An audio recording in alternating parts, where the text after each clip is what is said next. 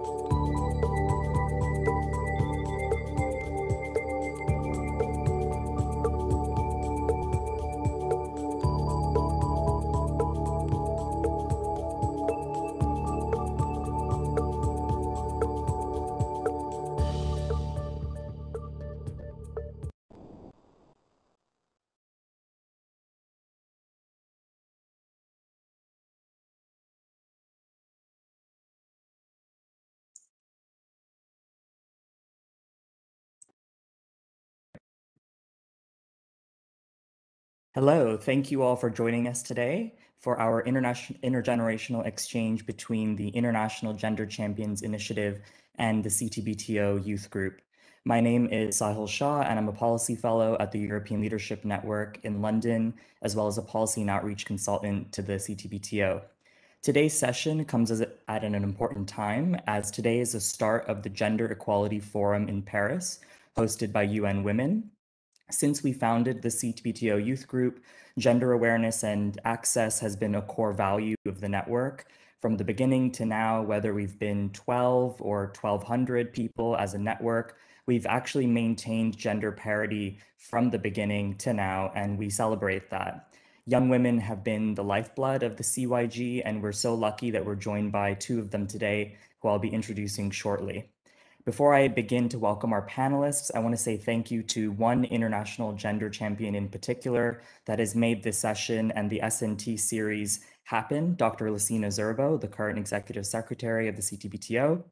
I've worked with Dr. Zerbo for a number of years now, and I can honestly say that when it comes to being a gender champion, he doesn't believe in doing something just to do something, but he believes in doing something, period. And as a result, because of his leadership, we've seen gender equity and equality mainstreamed through the Commission and also as a key part of a lot of our outreach activities. I also want to thank Denise, Courtney, Maria, and Marius, my colleagues at the Commission, for their hard work in organizing this panel. We're joined today by two of the Vienna-based international gender champions today, Ambassador Alejandro Solana Ortiz, who's a permanent representative of Costa Rica to international organizations in Vienna, as well as Elena Sokova, who is the executive director of the Vienna Center for Disarmament and Nonproliferation, commonly known as VCDNP. We're also joined by Minghui Shi from China, who's a junior associate for mediation and dispute resolution at International Conflict and Security Consulting, and also a 2022 Schwarzman Scholar, as well as Naledi Daka from Zambia, who's currently living in the Czech Republic, completing her master's degree in law and also working as an educational consultant. To kick us off, I want to bring in Elena to give us a personal lay of the land of her experiences as a woman in the field from when she was a young student in Moscow and then in the US to now, and what key trends she's personally witnessed. I understand that to solve for some of those negative trends that we're trying to deal with, that when it comes to gender inclusion, VCDNP and the International Affairs Institute, IAI, which is led by Nathalie Tocci, has launched a Young Women and Next Generation initiative, YWNGI, to encourage young women and the next generation to enter our field and to consider it as a career path. So it would be great to start by hearing your personal experiences and what led you to create such a great initiative. Thank you very much, Sahil, and thank you to the CTBTO for organizing this panel. I'm delighted to meet with the representatives also of the youth CTBTO group. I'm a big fan of what you do, and I've followed many events. I think it's one of the most engaging and meaningful initiatives for getting the next generation to engage in arms control, non-proliferation, disarmament issues.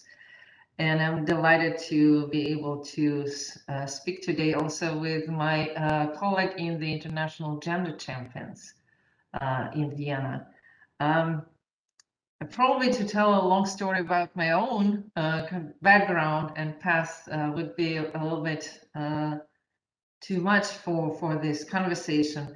I just want to maybe note that I do observe big changes and shift in the field, both in terms of the engagement of women and being down at the table, and also the next generation. And I think it's an absolutely delight to see that shift happening.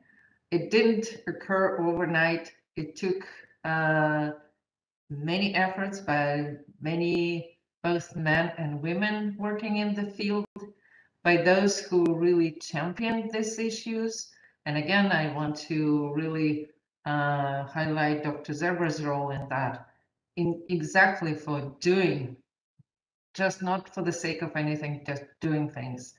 I consider myself also a doer, and I've done many things in this field to promote both the gender diversity inclusion in the field, but also by establishing various programs and opportunities that exist, starting with the work of the Vienna Center itself, Vienna Center for Disarmament and Non-Proliferation, where from the very start I made a commitment that we will strive to have in all our courses that we offer to diplomats and practitioners and students, we'll have gender parity among both participants and those who come as instructors, as lecturers.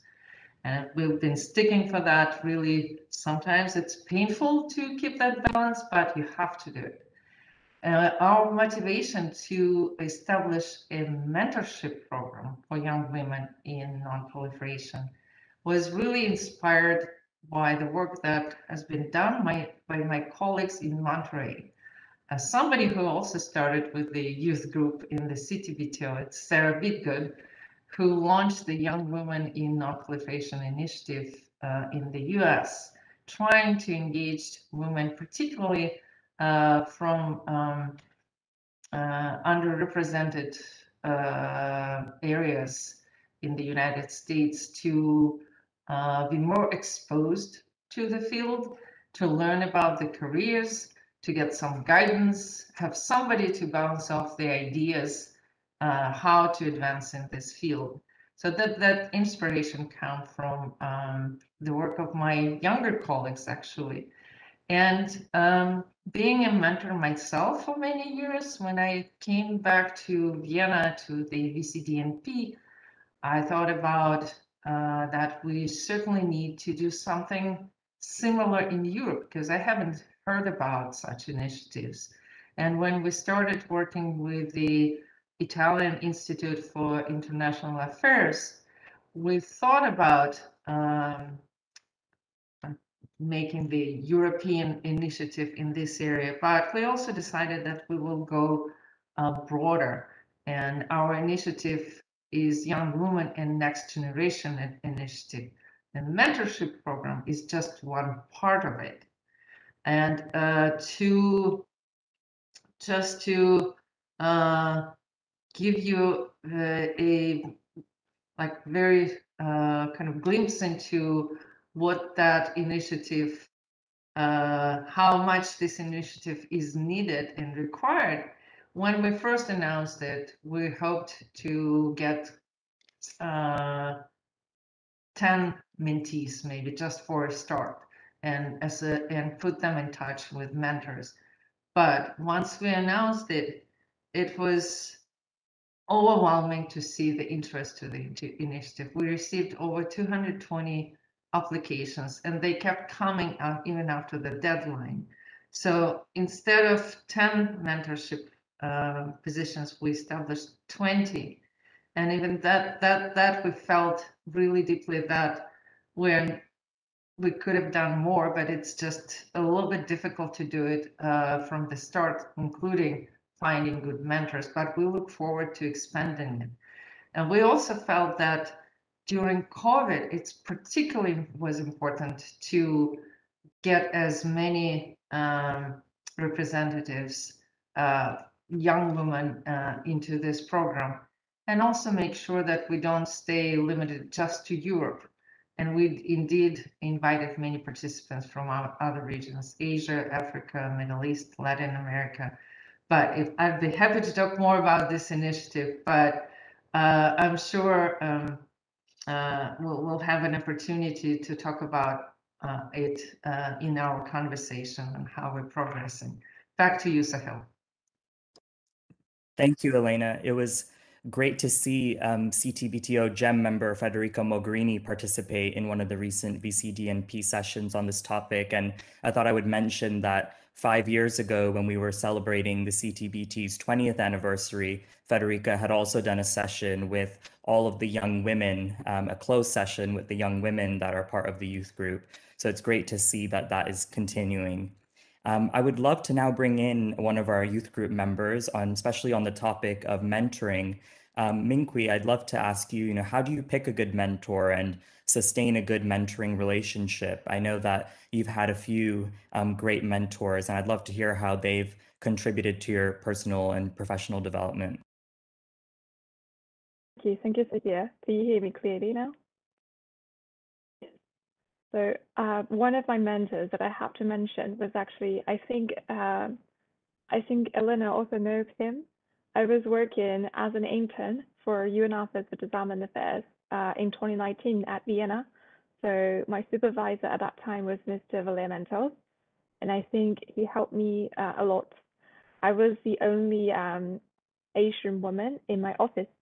So other political affairs officers and interns, there is a man or there is a British, French, or from North America. So I felt I was not speaking native English and I don't speak native French as they do. What can I do in this organization if I have to work with all those very well-educated, competitive men? So at that time, Mr. Valerimentos, he gave me a suggestion that you're a Chinese lady, you speak Chinese, and you also speak Korean.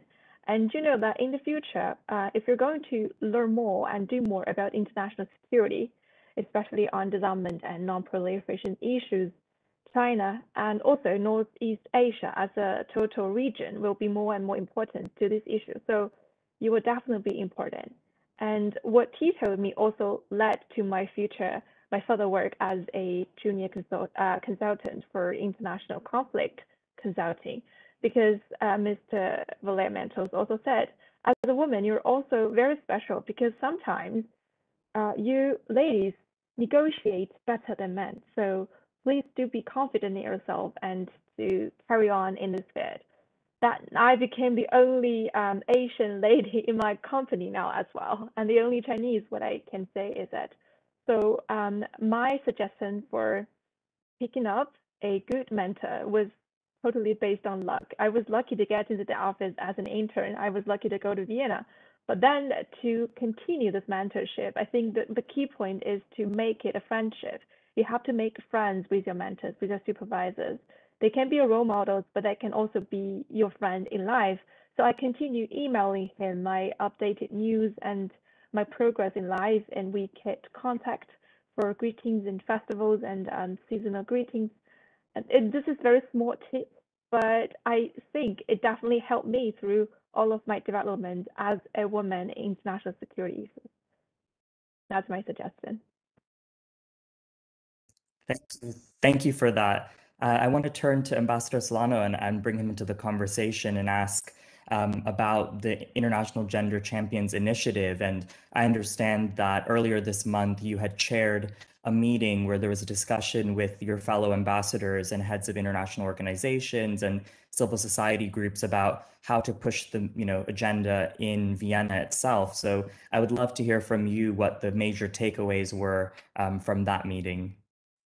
Thank you, Sahil, and thank you very much for inviting me as a member of the IGC as a member of the core group of the IGC as well.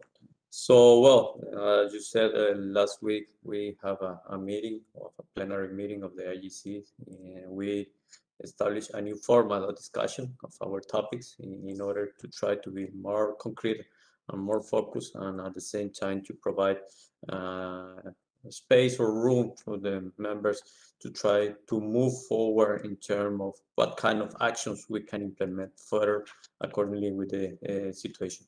One of the topic was the underrepresentation of the women as a general matter, and we share different ideas in terms of how to implement or how to change or how to tackle this underrepresentation of the women, especially in the official delegations. Well, some very interesting ideas were shared in that time. One of them is the importance of the awareness not only at the level of the national institutions, but as well at the level of the decision-making process in terms of to try to involve and to make more participative the role of the women in the different organizations, because it's not a matter to say, well, we are included women in the delegations, but what happened? Well, the women are normally the lower in the delegation, and the purpose is that the women be proactive, be participative in the different process, be considered in the decision-making process, be considered in the discussions around how decisions should be taken by the official delegations. So the idea is to be more proactive, the role of the women in the official delegation. But of course, you need to take some steps in that way. One of them is the awareness at the level of the national institutions. Another one, and it's probably more comprehensive, is the need to have a kind of legal framework to promote and to ensure this effective participation. And of course, the need that also you have appropriate participation of the women in this process, and especially in topics like disarmament. It's not so easy in certain situations to have women involved in the national states at the participation. So the idea is to try to engage and to have more proactive women in terms of the teams involved in this kind of process, in order to allow to those that have to take the decision in the composition of the different international organizations to take this opportunity to involve women in the participation. So this is more or less the ideas and the commitment that us as IGCs we have to promote in order that, for instance, in my case, every time we have an official delegation to attend a meeting, we try that at least one woman be included at the decision-making process. And if the delegation is led by a woman, of course, it's the best. Thank you, Ambassador. And I'd love to also ask Elena to contribute on that question. I understand that you participated in the IGC Time to Talk series, and there was an episode specifically on youth and STEM and diplomacy that was chaired by Dr. Zerbo. So the key takeaways from that conversation would also, I think, be very stimulating for us to hear about. Thank you, Sahil. Actually, I think it was a very good new format of having a conversation between the international gender champions in a smaller group, pick up a few questions or topics and have a very kind of good, open and candid discussion.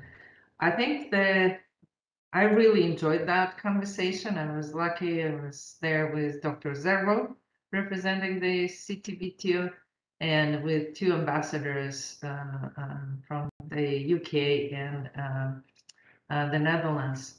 And some of the issues that we discussed are on the really cross-cutting issues when it comes to both gender and the involvement of the next generation in both policy and in science, how we can close the how we can close the gap and kind of work together including science and diplomacy or broader STEM and policy issues.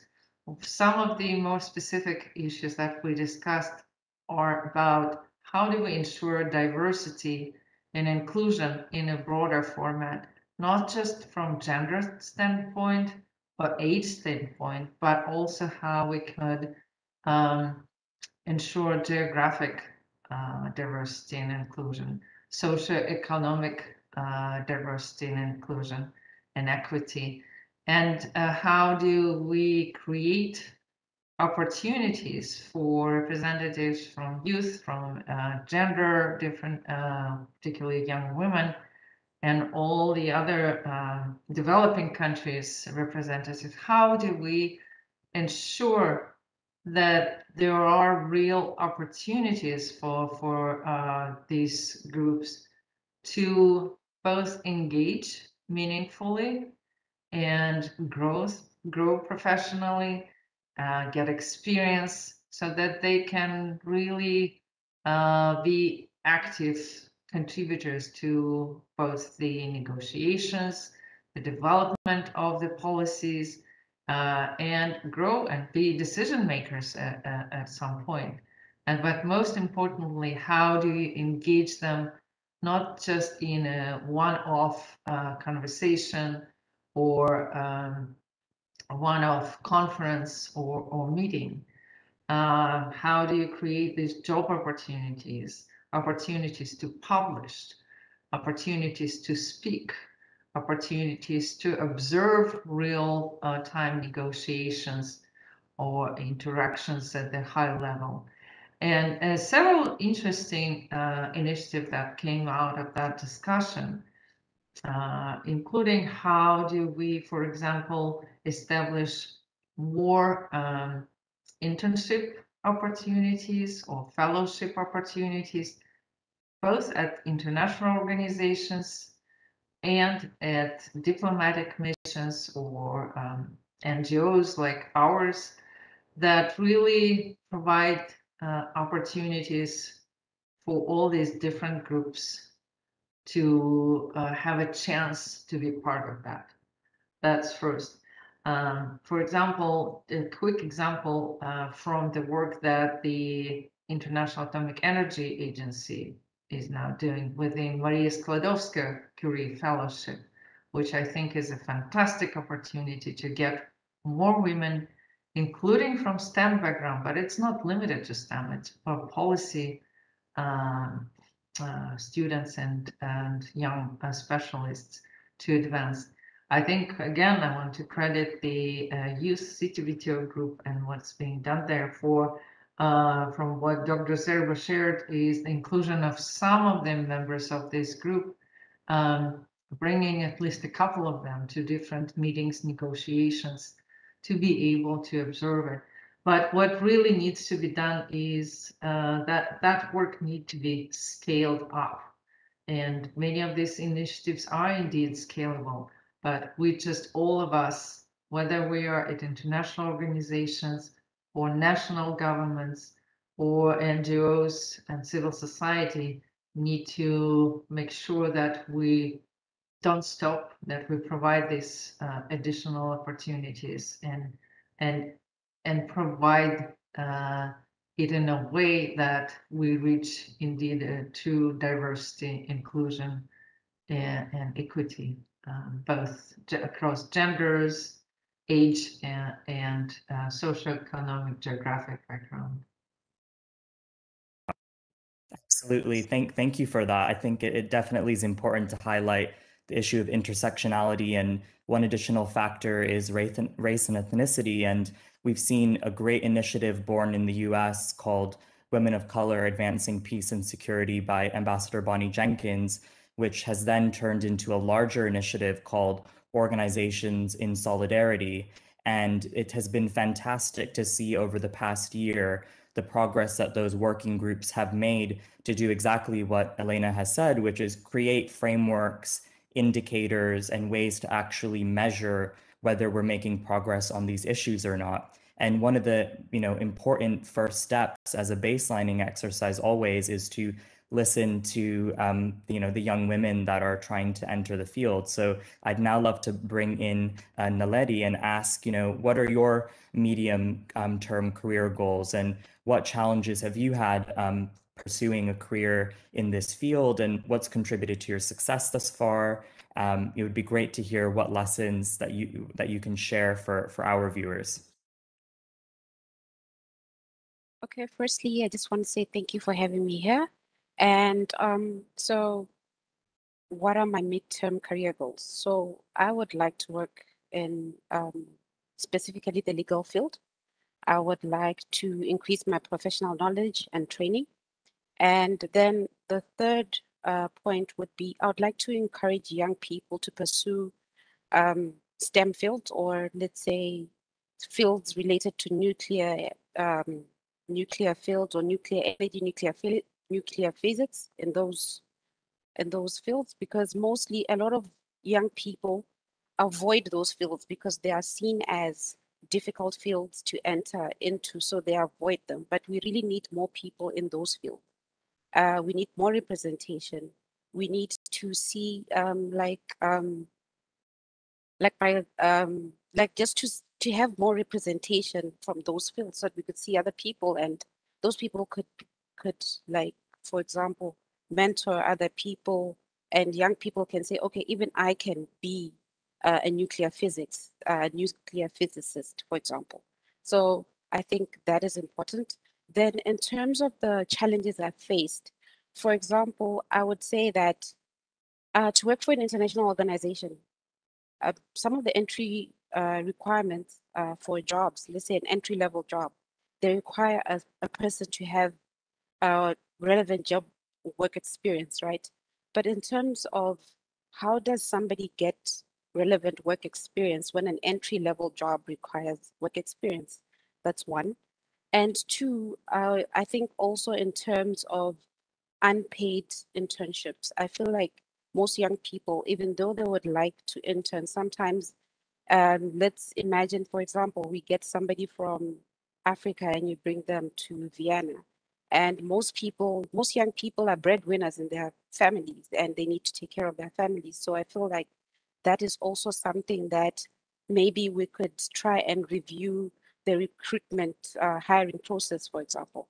So I think that's some things that I have faced. Then your third question, I'm sorry, I forgot the third question. What was your third question? Just factors that have contributed to your success, and what are some lessons that maybe you'd like to share with some of the other young women that are on the call? Okay, so for me personally, I'm a person who believes that education is the key to success.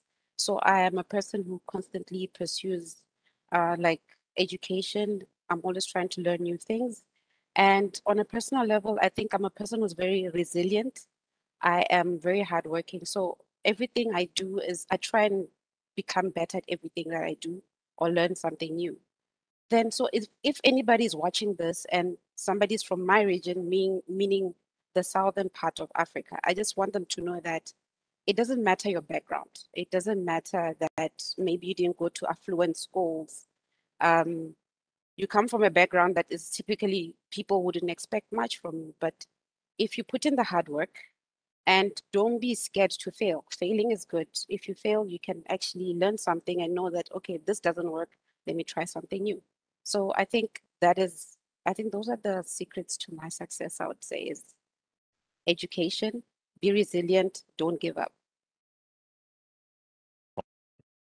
Fantastic advice. Thank you for that. And on your point about relevant job experience, I think it's going to become more and more important for organizations and employers to really take that on board, because obviously due to the pandemic, people's experience is not going to be linear or traditional. There are going to be a lot of amazing, capable young people who have had to get creative and learn skills in ways that maybe aren't traditionally recognized as what we consider as relevant experience. And on that point, I'd love to also ask Minkwi, what are some issues, social issues, political issues, economic issues, especially in the context of COVID and being the next generation facing unemployment crises around the world, what are some issues in China that young women particularly are quite interested in at the moment? Thank you for asking. I'm very inspired by what the other panelists have mentioned, but recently in China, there is a heated topic about the third child policy, that Chinese families are allowed to have their third children, like the babies. So a lot of young ladies nowadays are thinking about whether this will also be somehow limiting their job competency to compete with their counterpart young men, because companies will presume that you will have 3 children, so you will commit more time to your family. So women at my age are typically at my age who are preparing to establish family, getting married, or have giving birth to babies are thinking about this issue. So I feel that the considering upon the balance, the so-called balance between career development and family is more severe among young women than young men, my friends, among us. And one thing that I have observed, also very interesting, is that no matter how well educated and highly educated you are, the social phenomena among young women are being anxious about their looks, being anxious about their face, their body. Am I looking good enough? I think this is a universal anxiety. A lot of people from other states, other countries, and other regions are also very anxious about their look nowadays, especially with new media platforms like TikTok, Instagram. Everyone is showing their best pictures of themselves. So it comes to me, a really interesting question is that why is our education, our pursuit of intellect, and our own achievements in career life not surpassing our anxiety about having babies or donating time to family, and also about our beautiful looks as women, as girls? So these are the topics also haunting me nowadays and my friends around me. And I do believe maybe other young women listening to this panel now also feel the similar or the same. Yeah, thank you, Sahia. Thank you. Thank you so much for that. I see that Elena would like to contribute, please. Sorry for interrupting the flow, but I thought I would like to react to both to Mingli and to Nadeli's comments. First to you, Mingli. I fully get it. Balancing family and career is difficult, particularly if you have children and not more than one child. That's even more challenging. I do think that the future in many organizations, and the COVID actually demonstrated it well, that there will be more flexible time arrangements, working from home and other arrangements. But I also think that in the future employees, future employers, including international organizations and others, really need to focus more on how they can support women with little children, particularly, and overall employees. I think it's a big issue for many women. I see brilliant women starting their careers, really shining stars, and then disappearing, because it is difficult to balance career and family, and it still falls a lot more on women than on men to balance that. There are exceptions, obviously, but nonetheless, that's a big issue that still needs to be discussed. And I'm sure that in some societies, the pressures are even greater than, say, in Western countries. But I want to go back to Nadeli's point. Well, first, Nadeli, you need to be an ambassador of STEM in Africa and many other countries. I had a privilege to organize a program for women in STEM, on non-proliferation and disarmament in Ghana, and we invited many participants, all women, brilliant women, physicists, chemists, scientists. This is probably one of the most inspiring programs that I ever organized and participated. You are like forces, like engines, and I hope that you have more opportunities to transmit that message to young women in Africa and across the globe about first the don't be scared about STEM and take careers in it. It's a great career and opportunities. And second is indeed it doesn't matter where you come from, you can still make it. But I really heard your message, and I'm the one who also is really think it is unacceptable nowadays to offer unpaid internships. This is really cutting opportunities for those who cannot afford to come to, say, Vienna or Geneva or New York and spend several months while in their home countries, the maybe average monthly salary that they can count on is like no more than $500. But these are unpaid internships, and it's very expensive to have them. So I hope many of the participants from other organizations are listening and taking note of it. Working experience, also extremely important point that you raised, and that's something we also discussed in that time to talk session, is how do we provide opportunities for those who cannot put on their resume, like I worked 5 years on these issues. Maybe there are opportunities to engagement through some networks like the CTBTO youth group or some others. Some paid internships or practiceships that can also be something that counts toward your work experience in this area. It is a big issue, and I think you raised very valid point.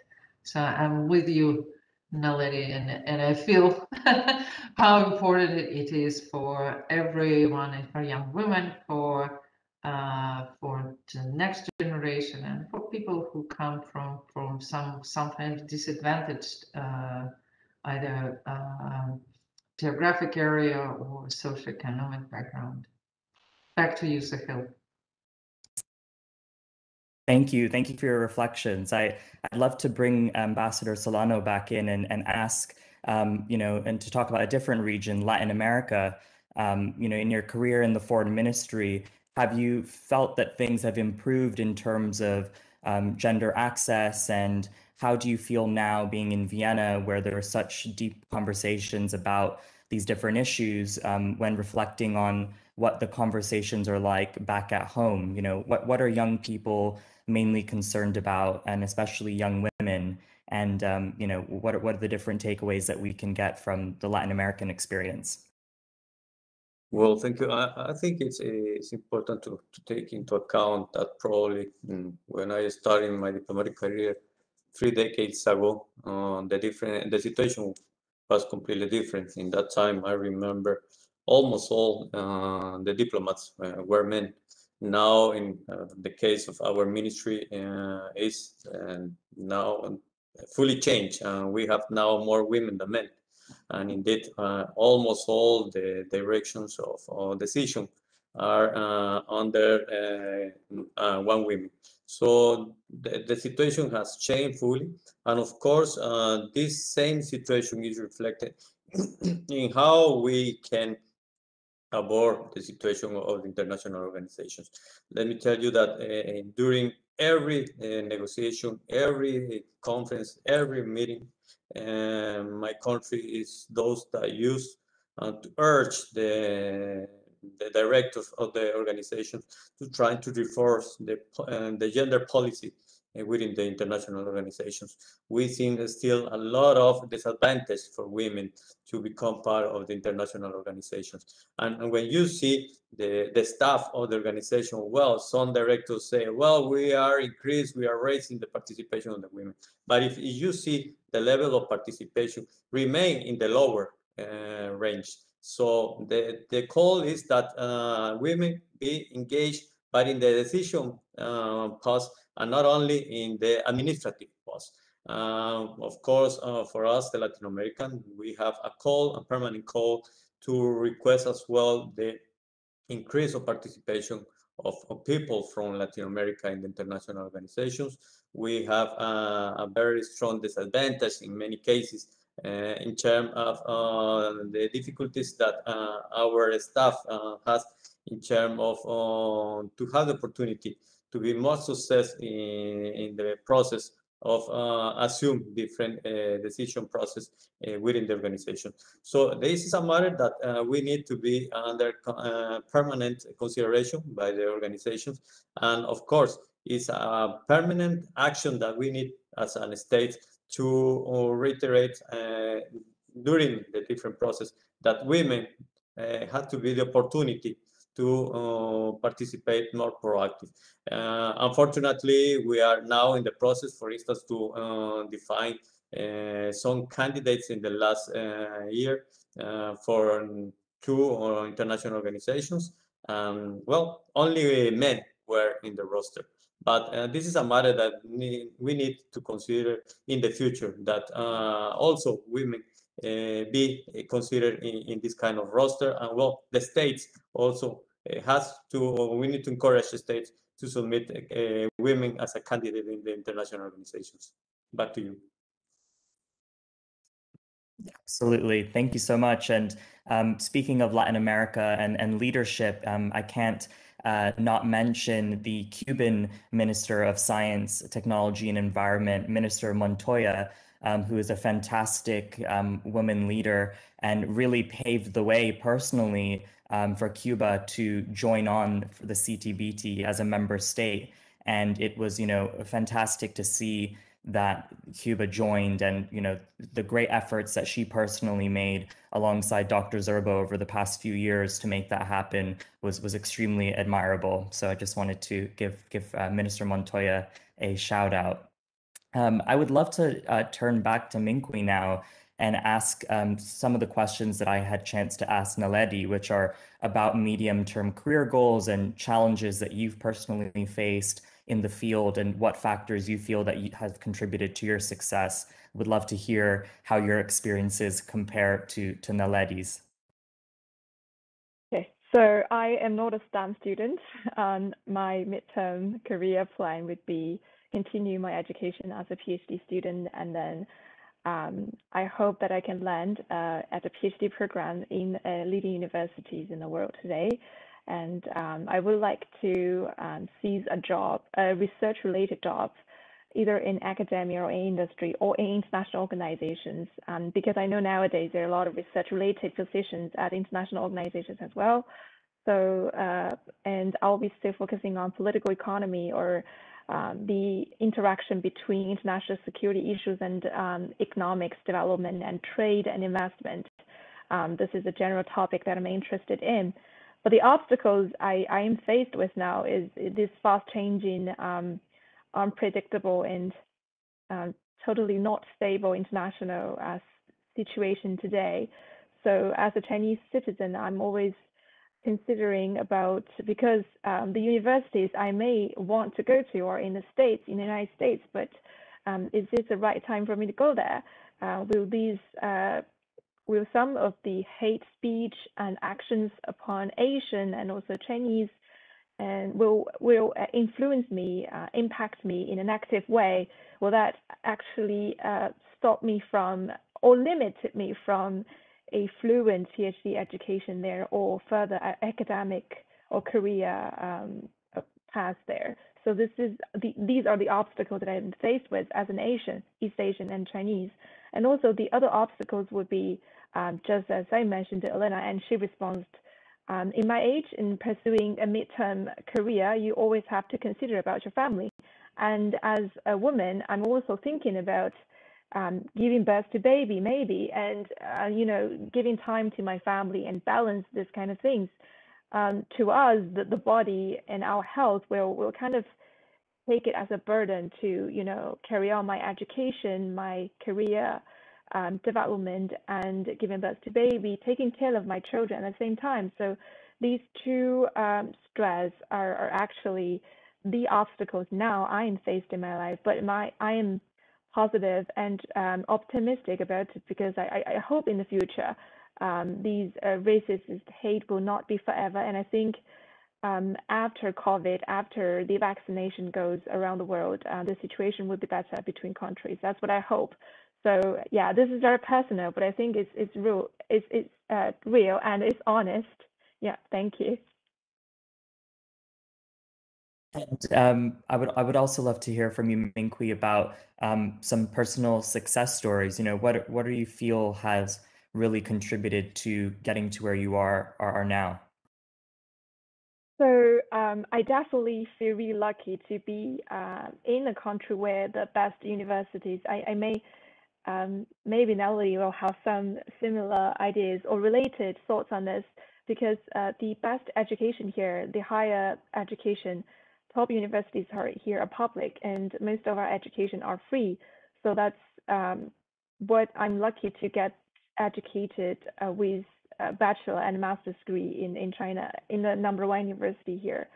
And also the support from my family and the supervisors, professors I've had are truly important and crucial to me. But I think the most important thing to me is the passion for peace and security. And the passion started several years ago, and I got the chance to intern at UN, and I got the chance to get connected, networking with more people in this field, in this topic. So I got further chances to work at Geneva-based international organization and landed at a consulting company in Europe. And I got into Schwarzman College, this global leadership program. So I don't consider myself as a woman first, but I consider myself as someone who has knowledge, education, professionalism, and passion and self-drive to face the future. That's what I consider the key points for my success so far. Thank you. Thank you. Thank you for that. And I definitely think that one of the great successes of the intergenerational work that we've done between the group of eminent persons, GEM, and the CTBTO youth group, CYG, has been the conversations that are about leadership and values and you know, what it takes to balance personal and professional. And we're so thankful that we've had a number of GEM members participate today, and a range of GEM members are actually going to be hosting mentorship sessions today for CYG members. So for anyone who's listening that may have not been aware, please do check your emails as CYG members so that you can sign up and register. We have a range of people from Angela Kane to Des Brown. Lots of amazing GEM members will be sharing a lot of values with the CYG members. And we have about 10 minutes left. So I'd love to end the session with asking each panelist to, you know, share some final thoughts, reflections on our discussion here today, and then we can make way to heading on to some of the great sessions that are planned for the remainder of the afternoon. So Elena, I'd love to turn to you first. Great, thank you, Sahil. I think I really enjoyed the conversation, and I like the format of having more senior representatives and members of the next generation. I think it is extremely important to have that conversation regularly, to have the opportunity to get the feedback and actually learn from each other. I think when we speak about, say, mentorship program, or that I mentioned at the beginning of our discussion, that the VCDNP and the Italian Institute of International Affairs have launched this year, the relationship between the mentor and mentee is beneficial to both. And the mentors also learn quite a lot from that communication. Just an example, on Monday we had a meeting within the European Non-Proliferation and Disarmament Consortium focused on education. We actually invited some of the mentees from our program to share their experiences and provide feedback on what they feel would be the most efficient way of doing, particularly in that now new format, virtual hybrid format. And I'd say that we need to have the opportunities to hear from the next generation much more often. They know what they need. They're very passionate. They're energetic, and they're much more savvy in terms of knowing what actually there are new technologies and opportunities that can be engaged, that can be used much more effectively for networking, for the communication, or for educational purposes and others. But what I want to go back to our general gist of discussion is that I'm extremely delighted that there are more and more opportunities that are available both for women and for representative of the next generation, or some people say now generation, not necessarily next. We are the now generation, some of you, to have these conversations and have opportunities to network and have opportunities to grow, to be engaged, as I mentioned, in meaningful discussion.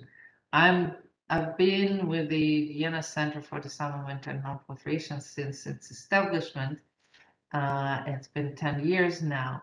When I first came to Vienna, first of all, the other international gender champions did not exist at that time. Then at that time, Laura Rockwood, who is my good friend and colleague, partner in crime, so to speak, she and I established our first initiative to invite in the margins of the IAEA General Conference both men and women, a senior from the International Atomic Energy Agency, from the embassies, to talk about all things nuclear and women in all things nuclear and different career paths. Now it's part of a regular program, but it was difficult to do that. I see many more other initiatives showing up. I think we need to keep doing a better job. I think we need to provide more opportunities, and we need to be much more aware of being diverse and inclusive. And that's, again, age, gender, race. Thank you, Sahil, for a shout out to WCAPS and other initiatives in this area. I'll pass the mic back to you. Thank you. Thank you so much. Your Excellency, Ambassador Solano, would love to hear also your closing thoughts.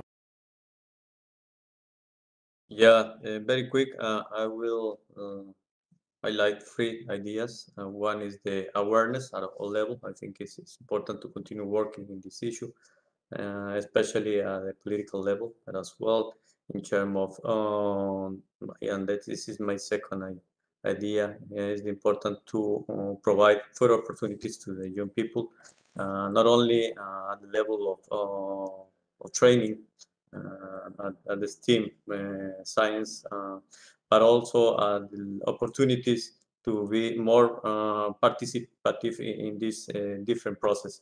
I think that peace and security are matters that are not independent of the interests of the young people. So every time more and more, we need more people engaged in this kind of topics. Finally, I think it's very important that you have to know that the IGC members, we are fully engaged in this process and continue supporting you, the young people, in all these initiatives. I thank you.